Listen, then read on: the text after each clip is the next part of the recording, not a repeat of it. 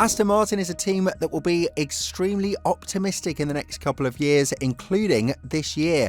And after the statement from the new team principal, Andy Cowell, it's safe to assume that the goals are set extremely high in Silverstone. Although the work of Newey and Cardille, as well as Cowell, is yet to be seen in 2026, the impact they could make in 2025 shouldn't be joked about. And with a two-time world champion in one of their seats, maybe we could see a dark horse emerging in Aston Martin after all. But if this was to happen, how much value will it bring to the team, and more importantly, will it help them in the pursuit of Verstappen? It's safe to say that one of the greatest disappointments in the past couple of years was Aston Martin, because of where they started the season in 2023 and where they ended up in 2024. Contrary to them, McLaren started the first race in 2023 with 2 DNFs and ended up as the Constructors' champions in 2024, and Andy Cowell, the new team principal of Aston Martin, believes that they could follow the same pattern as well. When addressing the team in a speech, Andy Cowell said, "Can we win the championship in 2025? Who thinks we can? Look what McLaren did. Why can't we?" One very important aspect that Aston Martin is hoping to benefit from a lot is the upgrades brought to 2024, and even though most of them were dubbed as failures because of the fact that they didn't do any good to the car rather than slow it down, Cowell is adamant it's enough to give them a competitive spirit compared to the rest of the grid. An area in which the team will work heavily, on the other hand, is the confidence in the upgrades before the race weekend, which is probably the reason why the upgrades in 2024 weren't nearly as good as originally anticipated.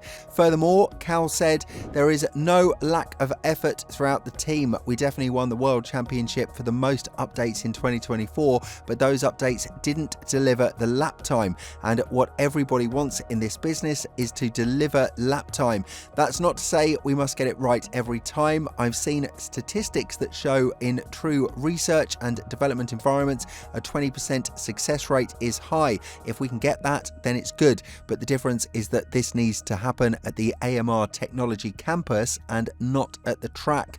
It's definitely a fresh breeze in Aston Martin when you bring in such an experienced and valued engineer from Mercedes, and on top of that, Newey and Cardille are yet to contribute with their work as well. Yes, the goal is to be highly competitive from 2026 onwards with the Honda engines, but with the regulations being so strict and with Newey understanding the concept of the car much better than his predecessors in Aston Martin, it will definitely be an upward curve for 2025 as well.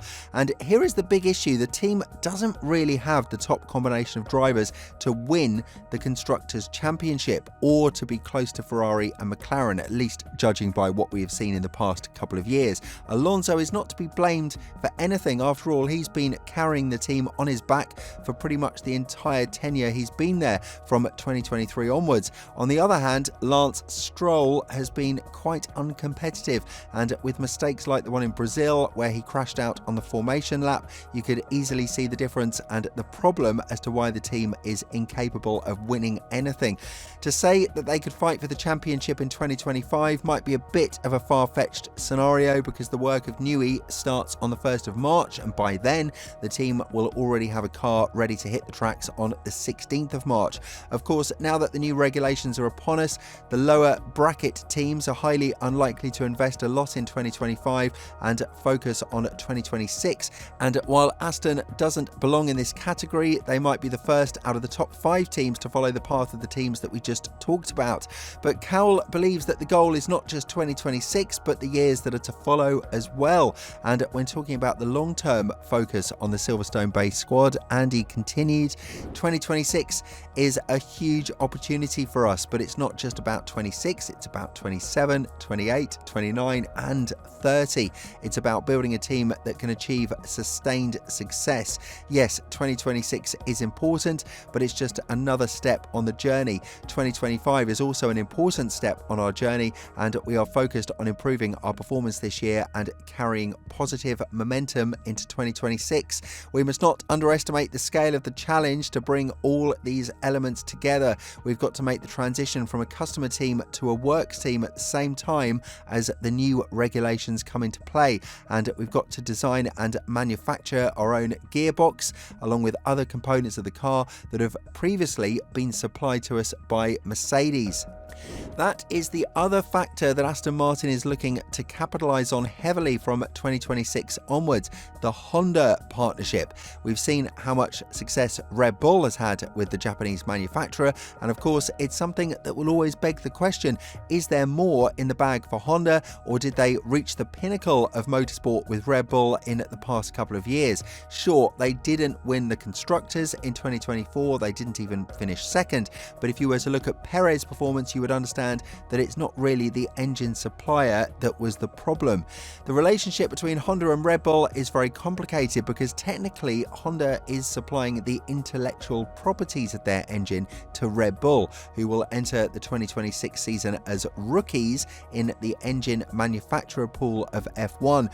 Nevertheless, Honda will have all of this knowledge transferred to Aston Martin, and it is probably one of the reasons why Newey decided to move there and to have a greater role in the executive order, despite the new facilities in Silverstone that really are magnificent from a technical point of view.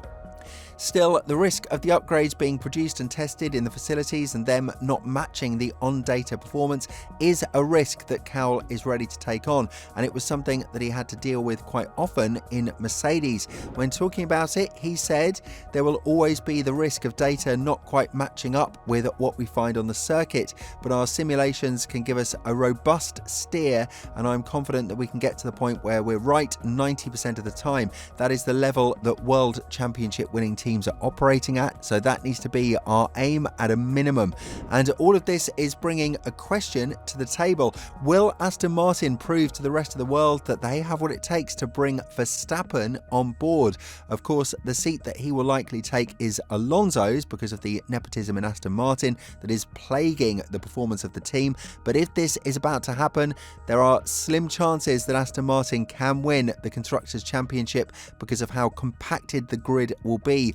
Therefore, the goal would probably be the Drivers' Championship at first, and if somehow the team manages to confront Lawrence Stroll or even threaten him with high-profile departures in order to replace his son at the second seat, then it would be a different story for the Silverstone-based squad.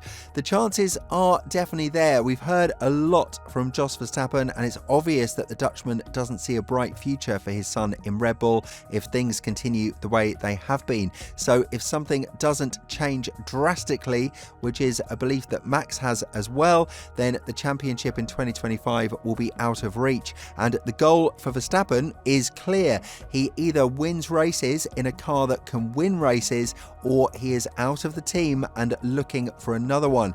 He already won the championship in the third fastest car, so proving something more than that is not really on the cards for Max.